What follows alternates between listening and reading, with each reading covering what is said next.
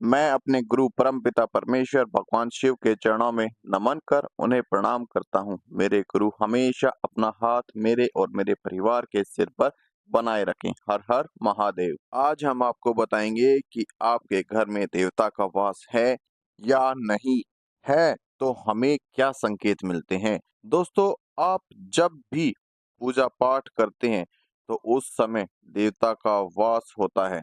देवता जरूर आते हैं, चाहे प्रत्यक्ष रूप से आए चाहे अप्रत्यक्ष रूप में आए, आते जरूर हैं।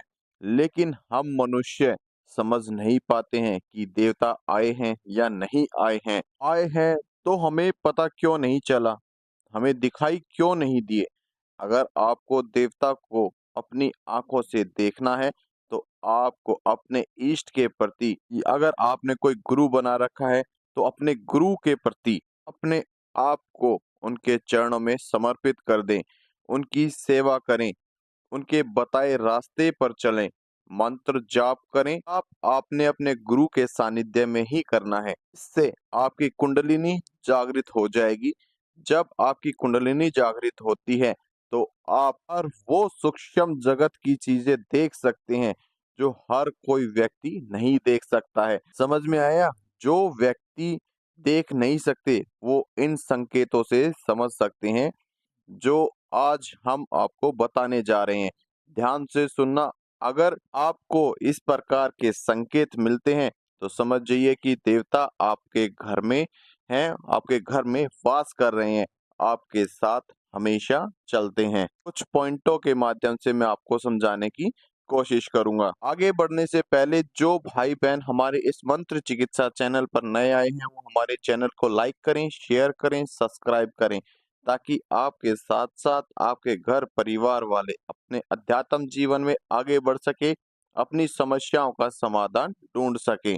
आप हमसे जुड़े रहिए, हम आगे चल के क्लासेस भी देंगे, मेडिटेशंस, ध्यान, साधना भी कराएंगे, जिससे आप अपने घर की हर समस्या का समाधान कर सकें।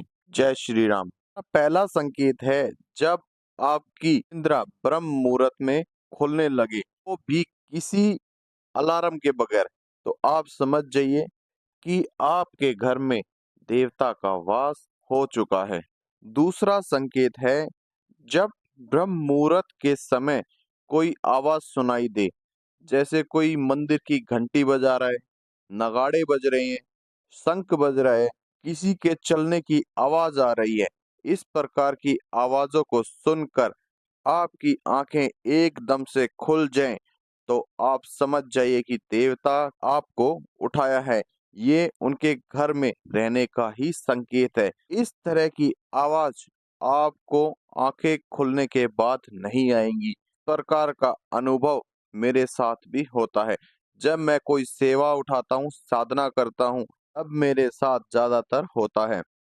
मुझे किसी भारी वस्तु के गिरने की आवाज आती है और वो इतनी तेज होती है जैसे कि 100-150 किलो का कोई भारी लोहे का जो गोला होता है वो ऊपर से गिरा हो, बिल्कुल मेरे पास में ही धम जैसी आवाज आती है एकदम से।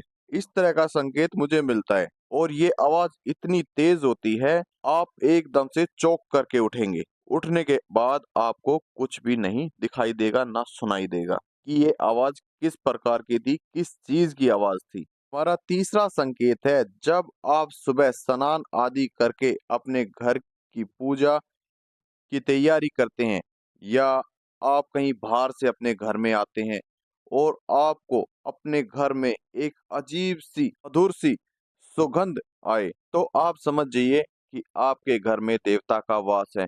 जो वो सुगंध होती है, ना ही वो किसी इत्र की होती है, ना ही किसी सेंट की होती है। आपको उस प्रकार की सुगंध कहीं पर भी नहीं मिलेगी। चाहे आप कितने भी अच्छे ब्रांड के इत्र खरीद लें, सेंट खरीद लें, परफ्यूम लगा लीजिए, पर आपको इस प्रकार की मधुर सुगंध नहीं मिलेगी। इस प्रकार से आपको अपने घर में सुगंध आए तो समझ जाइए कि आपके घर में देवता का वास हो चुका है। चौथा संकेत है, जब आप पूजा पाठ करते हैं तभी कोई ना कोई जीव जंतु, दरिद्र भिखारी, साधु संत आपके द्वार पर आ जाते हैं। तो आप समझिए कि आपके घर में देवता का वास हो चुका है। लेकिन ये संकेत आपको एक बार में ही नहीं, हफ्ते में कम से कम 2 से 3 बार अगर आपकी पूजा के बीच में कोई साधु, संत, भिखारी या फिर कोई जीव-जंतु आए, तभी आप समझिए कि आपके घर में देवता का वास हो चुका है। एक बार आने का तो कोइंसिडेंस भी हो सकता है, लेकिन हर बार उसी समय आए जिस समय आप पूजा कर रहे हैं, तो समझिए कि आपके घर में देवता विराजमान कर चुके हैं। ये संकेत समझना बहुत ही महत्वपूर्ण था, जिसे लोग बाग नजरअंदाज कर देते हैं। हमारा 5वां संकेत है, इसके घर में देवता का वास होता है। उस घर के व्यक्ति गरीब हो, अमीर हो, जैसे भी हो, उन्हें हर जगह सम्मान मिलता है। उन्हें कभी भी किसी के सामने हाथ फैलाने की नौबत नहीं आने देते हैं।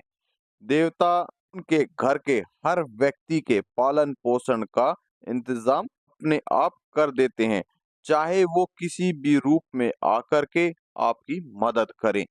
वो मदद कुछ भी हो सकती है। आपके काम धंधे को बढ़ावा मिले, चाहे आपकी नौकरी मिले, सब आपके मन की, आपकी इच्छा के अनुसार ही होगा। जैसा आप चाहोगे उसी प्रकार से आपका कार्य बनते चले जाएंगे। हमारा 6वां संकेत है, घर में देवता का वास होता है। उस घर के व्यक्तियों की बुरी आदतें छूटने लग जाती हैं, जैसे दारू पीना, मांस आदि खाना, जुआ खेलना, लड़ाई झगड़े करना, घर में कलेश करना। इस प्रकार की सभी गंदी आदतें, हरकतें छूटनी शुरू हो जाती हैं। आप देखेंगे कि आपके घर में सुख शांति होने लगी है। जो लड़ाई झगड़े होते थे, वो लड़ाई झगड़े कम होते चले गए हैं। जो व्यक्ति डेली दारू पीता था, वो उसने धीरे-धीरे कम कर दी है। कोई भी ऐसा गलत कार्य जो भी आपके घर में चल रहा था, वो धीरे-धीरे खत्म होता चला जाएगा। ये सिर्फ देवता के कारण से ही होता है। हमारा 7वां संकेत है, बगैर पूजा पाठ किए आपको अपने घर में धूप दीपक की खुशबू आए, तो समझ जाइए कि देवता का वास आपके घर में हो चुका है।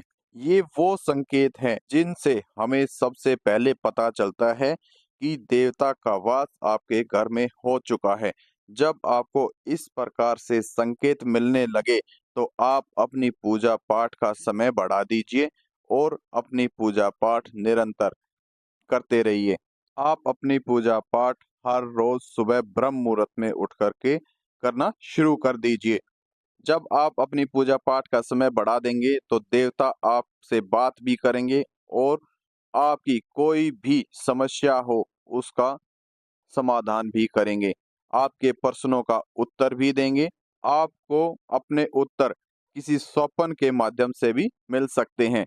हम आपको अपनी अगली वीडियो में बताएंगे कि देवता से बात किस तरह करनी है और देवता से अपना कार्य किस प्रकार से कराना है।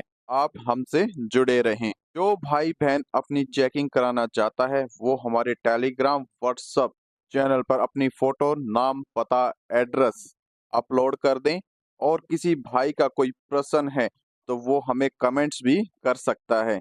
अब हम चलते हैं। हर हर महादेव। मेरे बालाजी महाराज आप सभी का उद्धार करें। जय श्री राम।